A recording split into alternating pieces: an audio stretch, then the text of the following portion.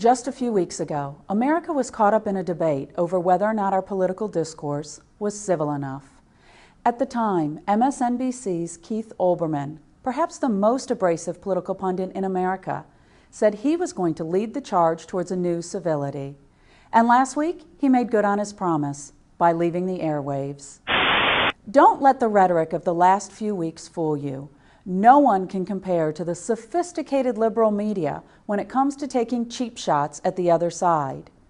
During his television tenure, Olbermann called Fox News worse than Al-Qaeda for our society and said the network was as dangerous as the Ku Klux Klan ever was.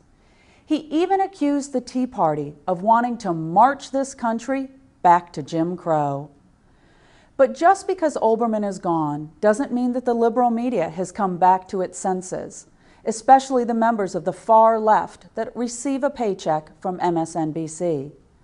That's the network that's home to Lawrence O'Donnell, a man who openly proclaims his socialism and who blamed President George W. Bush and the Republican Congress of the last decade for the Tucson shootings.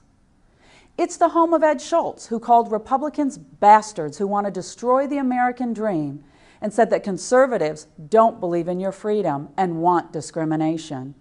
And it's the home of Rachel Maddow, who accused a Republican congressman of knowing about the Oklahoma City bombing in advance without any evidence and referred to conservative politics as nothing more than scaring white people.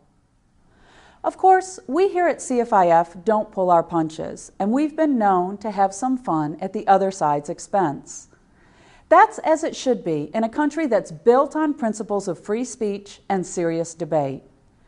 But we don't think that those who hold different political beliefs are bad people, and we'd never want to see any harm come their way. We believe that the facts and the core values that this nation was built upon are sufficient to make our case. Freewheeling political debate is one of the greatest gifts we have in this nation. And those of us who believe in liberty and limited government don't have to get down in the gutter with people like the folks at MSNBC. We'll meet their arguments at every turn with logic and conviction. And when that gets exhausting, well, there's always the remote control. That's this week's Freedom Minute.